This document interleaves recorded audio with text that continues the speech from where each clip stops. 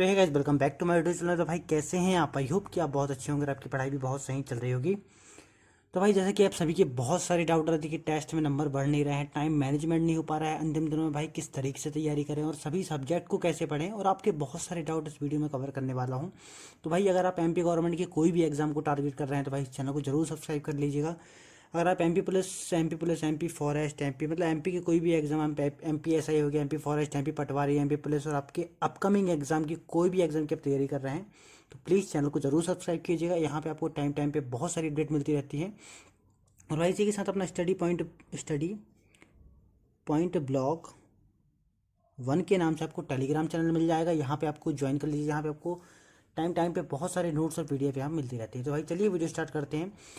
सबसे पहले भाई आपका सेकंड डाउट से स्टार्ट करने वाला हूँ कि आपको टाइम मैनेज कैसे करना है। भाई मैं बहुत इजी तरीके से आपको बताऊंगा, आप बस चीज़ों को समझिएगा और आपको बहुत अच्छा बेनिफिट देखने को मिलने वाला है। जिस तरीके से मैंने इसको अप्लाई किया है आप भी करके देखिएगा भाई, यहाँ आपको बहुत अच्छा बेनिफिट देखने को मिल जाएगा। जैसे कि भाई आप सभी जानते हैं आपके पास लगभग 24 घंटे भाई है। मैं आपको सीधे सीधे बता रहा हूँ, आपको ये इन 24 घंटे को 3 भागों में डिवाइड करना है। इतना तो आप आराम से कर लोगे। 3 भागों में डिवाइड करके भाई आपके 8 घंटे ये पूरे सोने खाने पीने के निकल रहे हैं। ठीक है, आपके पास जो 16 घंटे पड़े इसमें भी आपको भाई 1 घंटे और आप रेस्ट ले लीजिए। आप 5 घंटे इसको डिवाइड कीजिए, 15 घंटे को 3 घंटे 5-5 घंटे में डिवाइड कीजिए।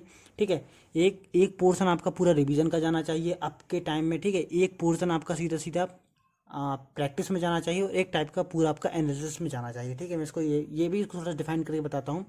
देखिए भाई सुबह की आप 5 घंटे क्या कीजिए, सबसे पहले आप रिवाइज कर लीजिए चीज़ों को जो आपने पढ़ा है अभी तक। ठीक है, रिवाइज कर लीजिए, रिवाइज। ठीक है, उसके बाद रिवाइज करने के बाद आपने भाई अभी बहुत सारी चीज़ें पढ़ ली होगी। जब तक आप उसको बहुत अच्छे से रिवाइज नहीं करोगे आपके नंबर वहाँ से नहीं गेन होंगे। ठीक है, तो आपको रिवीजन में बहुत अच्छा ध्यान देना है। जब आप रिवाइज कर लो तो एक टेस्ट आपको प्रॉपर तरीके से डेली लगाना पड़ेगा। वो टेस्ट आपका सेकंड वाले पोर्शन में यहाँ पे आ जाएगा। यहाँ आपको एक 3 घंटे का बड़ा प्यारा सा टेस्ट लगाना भाई, बहुत अच्छे तरीके से। ठीक है, अच्छे लेवल का लगाइएगा टेस्ट। और जो 2 घंटे आपके बचेंगे उसमें आपका पूरा एनालिसिस चलना चाहिए। ठीक है, ये 5 घंटे आपको प्रॉपर तरीके से यूज़ करना है।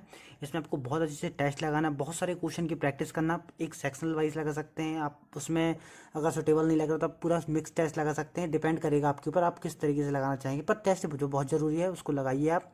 उसका प्रॉपर तरीके से एनालिसिस कीजिए, जो आपकी गलतियां कहाँ हो रही हैं, आपके नंबर कहाँ कट रहे हैं, और उन कमियों को दूर करने के बाद फिर आप अगर जब आपका ये पूरा पूरा पोर्शन खत्म हो जाए, आपके पास जो आखिरी का 5 घंटे बचेगा उसमें भाई उन चीज़ों को कवर करते हुए नई चीज़ें पढ़िए। मतलब जो आपकी गलतियाँ हो रही हैं उनको कवर कीजिए।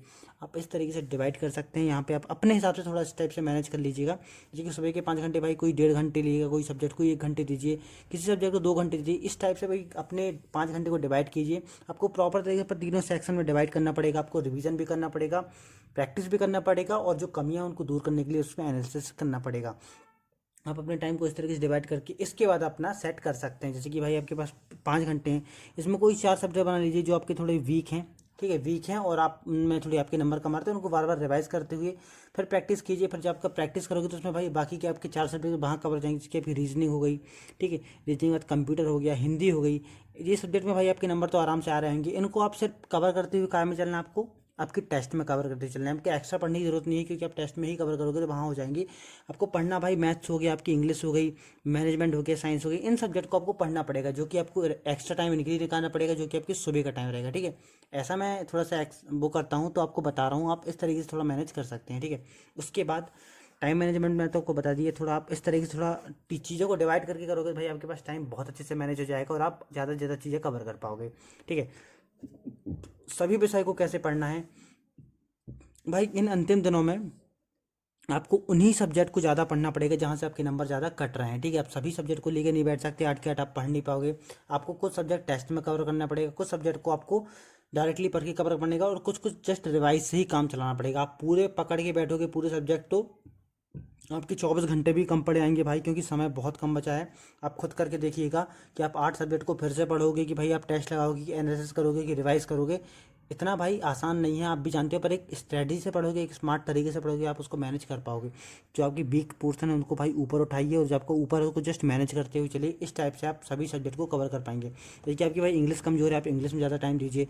मैथ कमजोर है, मैथ में। अगर आपके भाई रीजनिंग में नंबर आ रहे हैं, आपकी हिंदी में नंबर आ रहे हैं, तो इनको आप क्यों पढ़ोगे, उनको जैसे आप रिवाइज करोगे और टेस्ट लगाओगे। ठीक है, तो इस तरीके से आपको सब सब्जेक्ट नहीं पढ़ना है, नहीं पढ़ना है भाई। आपको उन्हीं सब्जेक्ट को ज़्यादा ज़्यादा टाइम देना है जो आपके नंबर कट रहे हैं और जहाँ से आपको ज़्यादा दिक्कत आ रही है। ठीक है, आई होप कि यहाँ तक चीज़ें आपको समझ में आ गई होंगी। उसके बाद आपको क्या पढ़ना है, क्या क्या नहीं पढ़ना है, ये मैंने को पहले भी बताया था। एक बार फिर आपका डाउट आया तो मैं एक बार फिर से इसको क्लियर करने को प्रयास करूँगा। जैसे कि भाई एक्सेप्ट कीजिएगा, जैसे कि आपकी रीजनिंग है और यहाँ पे मैं आपकी मैथ ले लेता हूँ और यहाँ पे आपकी हिंदी लेता हूँ, यहाँ पे मैं इंग्लिश ले लेता हूँ। ठीक है, इन चार को एग्जांपल समझाता हूँ। अगर भाई आपके रीजनिंग में 22 नंबर आ रहे हैं, 23 नंबर आ रहे हैं, हिंदी में आपके 22 नंबर आ रहे हैं, 20 नंबर आ रहे हैं, तो भाई इनको आपको कम पढ़ना है ना। इनको आपको जब आपके यहाँ नंबर आ रहे हैं, भाई यहाँ पे आपके 15 नंबर आ रहे हैं, इंग्लिश में 10 नंबर आ रहे हैं, तो इनको आपको ज़्यादा टाइम देना पड़ेगा। ठीक है, और इनको आपको छोड़ के चलना पड़ेगा। छोड़ के मतलब भाई इनको टेस्ट में कवर करोगे आप। ठीक है, टेस्ट में अगर नंबर आ रहे हैं तो भाई जो 3 नंबर कट रहे हैं उनको बस रिवाइज करो। कोशिश करो अगले टेस्ट में और नंबर यहाँ से बढ़ाने की। 22 से भाई 23 जाएगा, फिर 24 जाएगा। ठीक है, तो इस तरीके से आपको कवर करते हुए चलना पड़ेगा। तो क्या पढ़ना है, मतलब भाई जो आपका वीक पोर्सन है उनको आपको पढ़ना है। मैथ्स पढ़ो, इंग्लिश पढ़ो। ठीक है, आपका साइंस पढ़ो, साइंस में भी आपका फिजिक्स केमिस्ट्री बायो हो जाएगी। और क्या नहीं पढ़ना भाई, हिंदी में नंबर आए तो उनको कम पढ़ेंगे, रिवाइज करेंगे। सिर्फ कंप्यूटर में नंबर आए तो भाई टेस्ट में कवर करेंगे। रीजनिंग में नंबर आए तो टेस्ट में कवर करते हुए चलेंगे। ठीक है, इस तरीके से आपको ये पढ़ना या छोड़ना। ठीक है, तो आई होप कि यहाँ तक चीज़ आपको समझ में आ गई होंगी।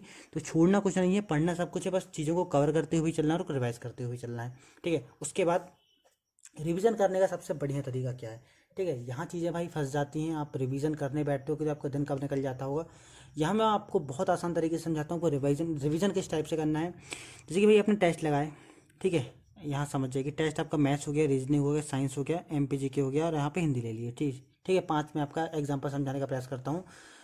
आपने टेस्ट लगाया भाई, यहाँ पे आपके नंबर आए 15, यहाँ आपके नंबर आए 22, यहाँ पे आपके नंबर आए भाई कितने 10 नंबर आए, यहाँ मैथ्स में आपके 18 नंबर आ गए, हिंदी में आपके आपके नंबर आ गए 19 नंबर आ गए। ठीक है, तो आप यहाँ देखोगे भाई आपके मैथ्स में नंबर कट रहे हैं, आपके साइंस में नंबर कट रहे हैं, आपके काय में ठीक है, चलो इसी का एग्जांपल लेते हैं साइंस में। तो भाई इनके आपको क्या निकालना है, इनके टॉपिक निकालना है कि भाई किस टॉपिक से नंबर कट रहे हैं और उन टॉपिक को रिवाइज करना है। पूरा का पूरा लेके नहीं बैठना कि भाई हिंदी लेके बैठे दिन भर हिंदी पढ़ रहे हैं पूरे के पूरे, भाई उसके जो 20-25 टॉपिक हैं पूरे रट मार रहे हैं। ऐसा नहीं करना है। जिस टॉपिक से आपके नंबर कट रहे हैं उनको भी आपको बार बार रिवाइज करना है और उन्हीं से आपको स्कोर अपना गेन करना है। ठीक है, पूरा लेके बैठोगे, फिर से मैं बता रहा हूँ 24 घंटे कम पड़ेंगे और 15 तारीख के पहले आपका ना रिवाइज हो पाएगा ना आप टेस्ट लगा पाओगे।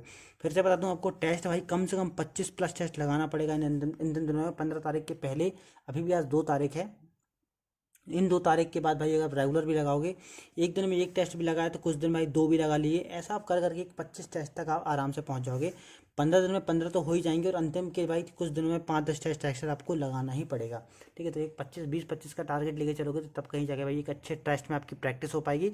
और जितना ज़्यादा आप प्रैक्टिस करोगे चीज़ें उतनी आपको रटती जाएंगी और वहाँ पर एग्जाम में डायरेक्टली क्वेश्चन आपसे बन जाएगा। ठीक है, उसके बाद टेस्ट के लिए भाई मैं फिर से बता दूं आपको, टेस्ट एक आपको 2 टेस्ट फिर भी लगाना है, 2 अलग अलग प्लेटफॉर्म की। एक आप एक हाई प्लेटफॉर्म का लगा लीजिए, एक थोड़ा सा जिसका लेवल थोड़ा आपका इजी लगे। डिपेंड करेगा आपके ऊपर कि आपकी तैयारी कैसी है। ठीक है, कुछ आपको टेस्ट हाई लगेंगे, कुछ आपको इजी लगेंगे, तो आपको दोनों को जस्ट लगाना है कि आपका एवरेज बना रहे, आपका कॉन्फिडेंस लेवल आपका लो ना हो। आपके कुछ में हाई नंबर, आपके अगर कुछ में कम नंबर आए और कुछ में हाई नंबर आए तो एक एवरेज बना रहे। ठीक है, टेस्ट आपका जस्ट एनालिसिस के लिए लगाया जाता है, ना कि भाई नंबर देखने के लिए। उसी से आपको ये करना है कि आपकी जो कमियां उनको दूर करना है और एग्जाम के पहले उनमें काम करना है। ठीक है, तभी आपका एक अच्छा स्कोर हो पाएगा। उसके बाद भाई यहाँ पे लास्ट में एक बात आपको बताना चाहूँगा, इन सभी चीज़ों को कवर करने के बाद भाई टेस्ट में नंबर कैसे बढ़ाएं, ये आपकी बहुत बड़ी दिक्कत आ रही है कि आपके नंबर टेस्ट में नहीं आ रहे हैं। ठीक है, तो इसके लिए मैं आपको बताना चाहूँगा, टेस्ट लगाने अकेले से नंबर नहीं आएंगे भाई। आपका एनालिसिस में आपकी कमी, नंबर में आपकी कमी नहीं हो रही है। मैं बता रहा हूँ आपकी, अगर आपके 120 नंबर आ रहे हैं, ठीक है, तो आपने भाई उसमें एनालिसिस नहीं किया 79 क्वेश्चन का बहुत अच्छे से। अगर आपने किया होता तो भाई जब अब अगला टेस्ट लगाओगे तो आपके आराम से भाई 125 तो कम से कम आएंगे ना, क्योंकि 80 अगर आपने एनालिसिस बहुत अच्छे से किया तो कम से कम 5 क्वेश्चन तो आपसे बनेंगे। ठीक है, इस तरीके से फिर अगले में करोगे भाई 130 जाएगा आपका टारगेट, फिर अगले करोगे भाई 132 पहुंचेगा। ऐसे कर करके आप एक अच्छा स्कोर तक पहुंच पाओगे। ठीक है, एक टेस्ट से लेके 25 टेस्ट तक की ये कहानी है। हर एक टेस्ट में आपको 5-5 नंबर अगर आप बढ़ाओगे, 5 बढ़ाओगे, 2 बढ़ाओगे, एक भी बढ़ाओगे ना भाई, अगर एनालिसिस करोगे तो एक नंबर कम से कम बढ़ेगा ही बढ़ेगा आपका। ठीक है, अगर आप अभी 120 में हो तो भाई 140 नंबर बढ़ाना कोई बड़ी बात नहीं है। हर एक सब्जेक्ट में अगर 5-5 नंबर बढ़ाए तो 5 और 8 40 नंबर होते हैं सीधे सीधे। ठीक है, तो आप 25 दिन में भाई एक सब्जेक्ट में 5 नंबर नहीं बढ़ा सकते। अगर आप 120 में हो तो आप 40 पहुंच के भाई 160 तक पहुंच सकते हो। डिपेंड करेगा कि आपकी थिंकिंग कैसी है, आप कैसा माइंडसेट लेके तैयारी कर रहे हैं। आप 120 आ रहे हैं तो भाई इसमें आप डिमोटिवेट मत होइए, आपके नंबर बढ़ेंगे। आप बस रेगुलर प्रैक्टिस कीजिए और बहुत अच्छे तरीके से एनालिसिस कीजिए। ठीक है, उसके बाद भाई चीज़ें आपको समझ में आ गई होंगी। आई होप कि यहाँ तक पूरे डाउट आपके क्लियर हो गए होंगे। मैं फिर से बता दूँ, आपका अपना टेलीग्राम चैनल है भाई, स्टडी पॉइंट ब्लॉग वन के नाम से आपको मिल जाएगा, पॉइंट ब्लॉग वन। यहाँ पे आपको नोट्स और PDF मिलती रहती है, इसको जरूर से आप ज्वाइन कीजिएगा। चैनल को जरूर सब्सक्राइब कीजिएगा, वीडियो को जरूर लाइक कीजिएगा लास्ट मोमेंट तक, और यहाँ आपको अपडेट मिलती रहेंगी। और भाई मिलते हैं अगली वीडियो में, जब तक के लिए जय हिंद